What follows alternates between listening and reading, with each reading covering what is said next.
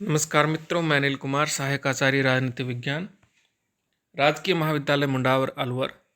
आज के इस वीडियो के माध्यम से हम थॉमस हॉब्स के सबसे महत्वपूर्ण विचार यानी उनका जो सामाजिक समझौते का सिद्धांत है उसके ऊपर चर्चा करेंगे। हॉब्स का सामाजिक समझौता संबंधी विचार क्या है, तो समझौते के कारण क्या हैं, क्यों ये समझौता किया जाता है। तो सबसे पहले जो कारण है वो ये है कि प्राकृतिक अवस्था की अराजकता की स्थिति से बाहर आने के लिए समझौता किया जाता है।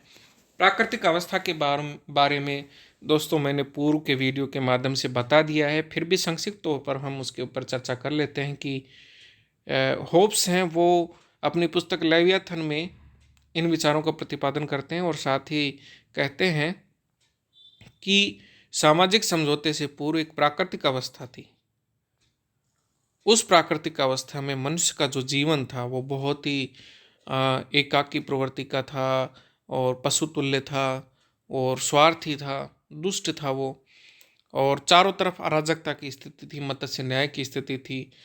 जैसे बड़ी मछली छोटी मछली को खा जाती है, वैसे ही शक्तिशाली जो लोग होते थे वो कमज़ोर या हीनों का शोषण करते थे, उन पर अत्याचार करते थे, उनको मार भी देते थे। चारों तरफ हिंसा और रक्तपात की स्थिति थी। इस स्थिति से बचने के लिए सभी मनुष्य मिल करके और क्या करते हैं, सामाजिक समझौता करते हैं।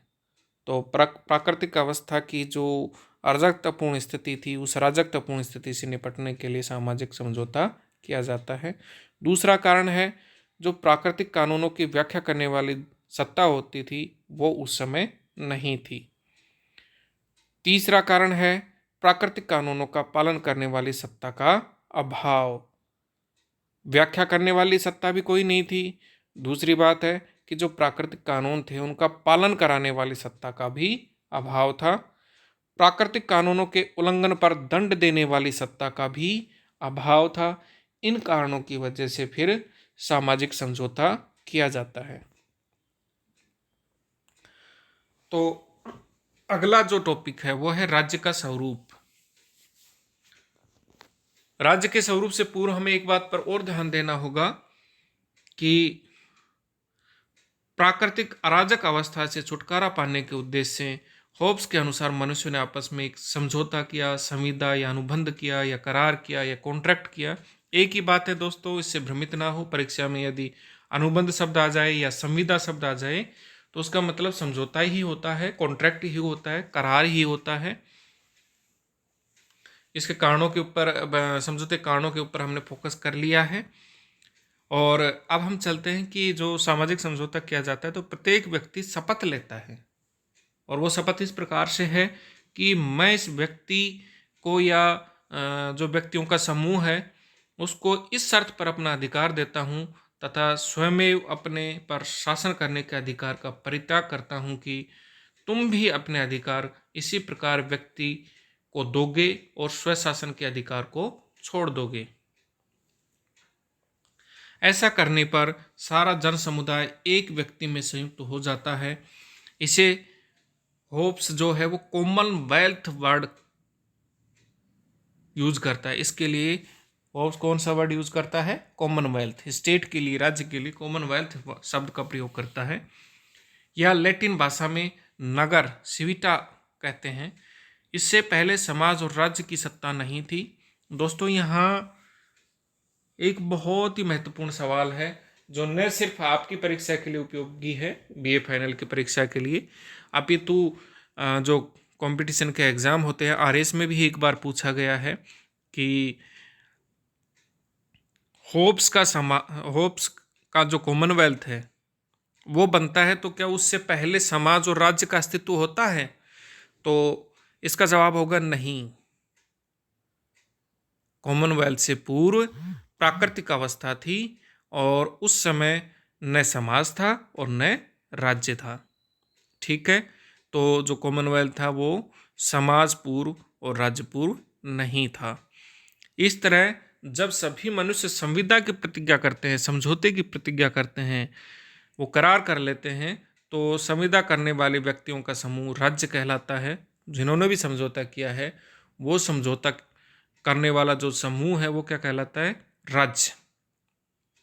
जिस व्यक्ति या व्यक्ति समूह को संविदा करने वाले मानव अपने अधिकार सौंपते हैं वह दीर्घकाय लेवियाथन है और वह जनता की शांति व प्रतिरक्षा के लिए पृथ्वी पर मानव देव की भांति है।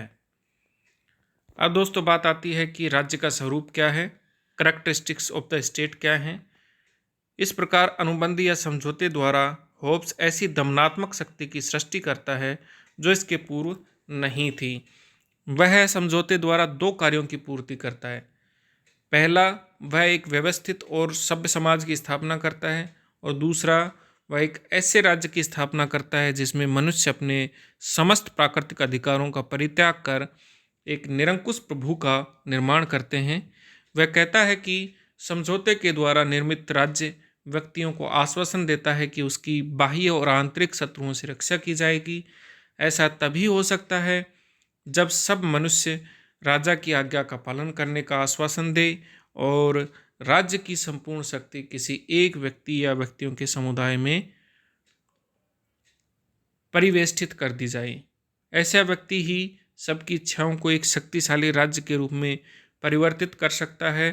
जो व्यक्ति इस शक्ति का प्रतीक होगा वह जो व्यक्ति इस तरह की जो इच्छा करेगा या एक सामान्य इच्छा का प्रतीक होगा वो क्या होगा? संप्रभु होगा या राज्य कहलाएगा। होब्स का संप्रभु पूर्ण रूप से निरंकुश है। समझौते द्वारा अनेक इच्छाओं के स्थान पर एक इच्छा का निर्माण होता है। संप्रभु के आदेश ही कानून है। ये बहुत महत्वपूर्ण लाइन है दोस्तों, इसको भी याद रखें कि संप्रभु के आदेश ही कानून है और उसका प्रत्येक कार्य क्या होता है? न्यायपूर्ण होता है।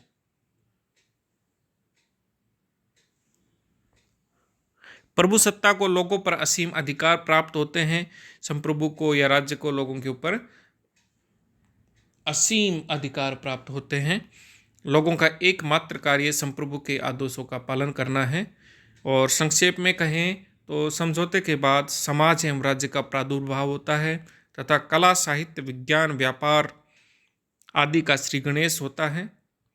होब्स के शब्दों में उस महान दैत्य लेवियाथन, उस मृत प्रभु का इसी प्रकार से जन्म होता है। यह वही मृत प्रभु है जिसकी कृपा पर अमर ईश्वर की छत्र छाया में हमारी शांति और सुरक्षा निर्भर है। सामाजिक समझौते द्वारा होब्स निरंकुश राजतंत्रात्मक राज्य की स्थापना करता है, एब्सोल्यूट मोनार्की की स्थापना करता है। अब दोस्तों आता है कि सामाजिक समझौता सिद्धांत जो है उसकी विशेषताएं क्या क्या हैं। नंबर 1 है समझौता शासकीय नहीं है, यह विभिन्न व्यक्तियों के बीच हुआ है।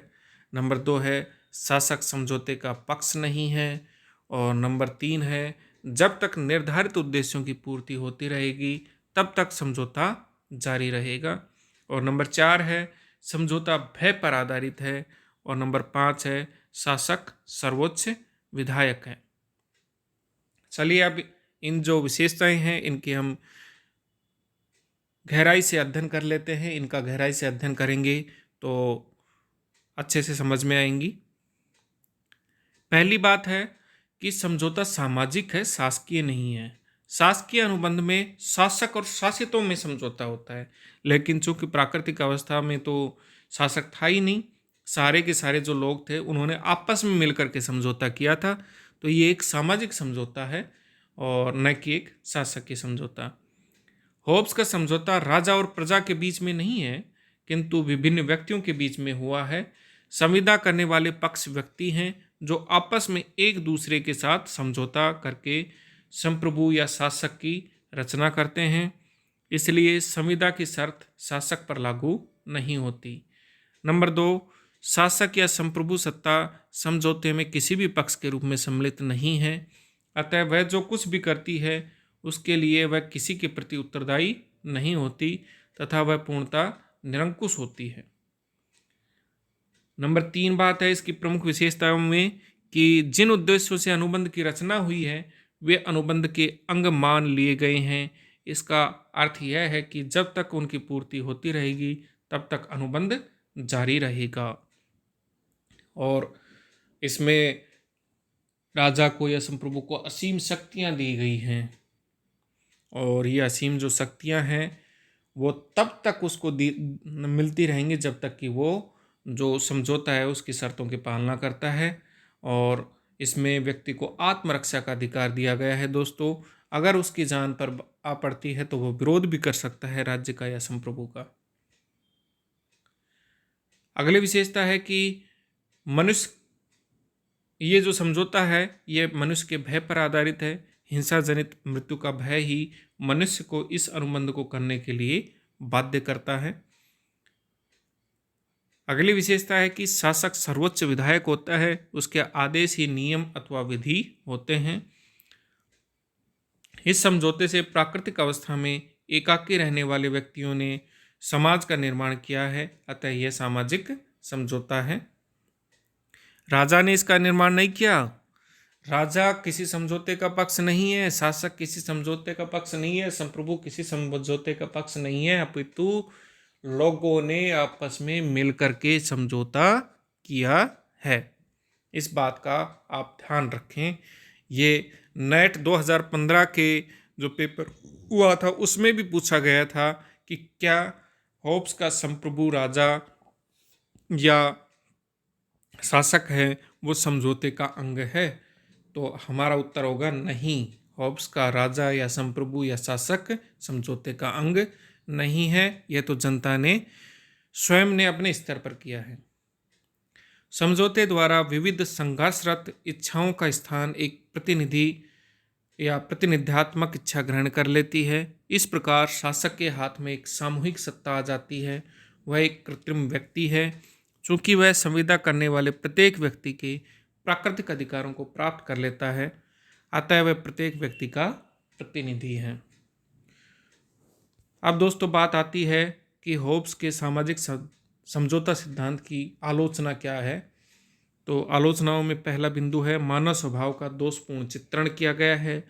प्राकृतिक अवस्था अस्वाभाविक है और प्राकृतिक दशा में प्राकृतिक अधिकारों की मान्यताएं असंगत हैं, और यह सामाजिक समझौता संबंधी जो सिद्धांत है ये अतार्किक है।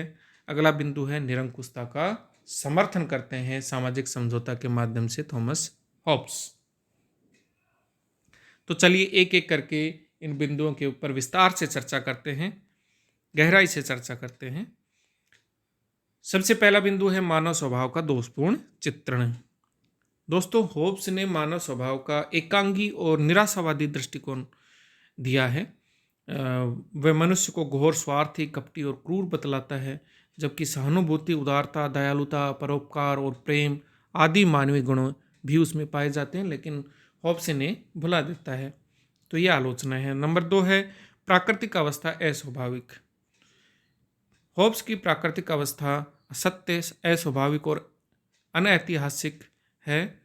प्राकृतिक दशा में मनुष्य एकाकी और ऐसी दशा में रहता था जिसमें हत्या, हिंसा, छल कपट का साम्राज्य था, किंतु समझौता होने के बाद वह सामाजिक बनकर शांतिपूर्ण समाज में रहने लगा। उसकी प्रवृत्ति में एकाएक इतना आमूलचूल बदलाव कैसे आ गया, ये समझ से परे हैं। एक तरफ तो वो अराजकतापूर्ण स्थिति में रह रहा था, मत्स्य न्याय की स्थिति थी, हिंसा और रक्तपात की स्थिति थी। सामाजिक समझौता करते ही अचानक से वो शांतिपूर्ण जीवन व्यतीत करने लग जाता है। तो इसमें तार्किकता का अभाव है। अगली बात है प्राकृतिक दशा में प्राकृतिक अधिकारों की मान्यता असंगत है। प्राकृतिक दशा का वर्णन करते हुए होब्स ने यह भी प्रतिपादित किया है कि उसमें व्यक्ति को कुछ अधिकार भी प्राप्त होते हैं और जिनका रूप प्राकृतिक होता है। अराजकतापूर्ण प्राकृतिक अवस्था में व्यक्ति का कोई अधिकार हो सकता है, यह न कहा जाना ही बुद्धिसंगत है। अगला जो आलोचना का बिंदु है वो है कि होब्स का सामाजिक समझौता संबंधी विचार या सिद्धांत अतार्किक है। होब्स जो ये धारणा प्रस्तुत करते हैं कि आदिम समाज में मनुष्य एकाकी रहता था, तो उसे ये ज्ञात ही नहीं था कि मनुष्य में सामाजिक जीवन के तत्वों का कभी अभाव नहीं रहा। ऐतिहासिक तथ्य यह है कि व्यक्ति कभी इस प्रकार अकेले नहीं रहे, वे किसी न किसी प्रकार से समाज में रहते आए हैं। अगला बिंदु है निरंकुशता का समर्थन। होब्स द्वारा स्थापित शासन पर किसी प्रकार का कोई नियंत्रण नहीं है और वह पूरी तरह से निरंकुश है। न तो उस पर कानून का अंकुश है, न व्यक्ति के मौलिक अधिकारों का कोई अंकुश है। वास्तव में होब्स ने अपने समझौता सिद्धांत द्वारा मनुष्य को सर्वथा अधिकार शून्य करके लेवियाथन की दासता के पास में जकड़ दिया है। इसमें मनुष्य की स्थिति लेवियाथन रूपी चरवाहे के द्वारा हाके जाने वाले पशुओं के झुंड जैसी लगती है। तो ये होब्स के सामाजिक समझौता सिद्धांत की आलोचनाएं हैं। धन्यवाद दोस्तों। आगे के वीडियो में हम थॉमस होब्स के अन्य विचारों का अध्ययन करेंगे।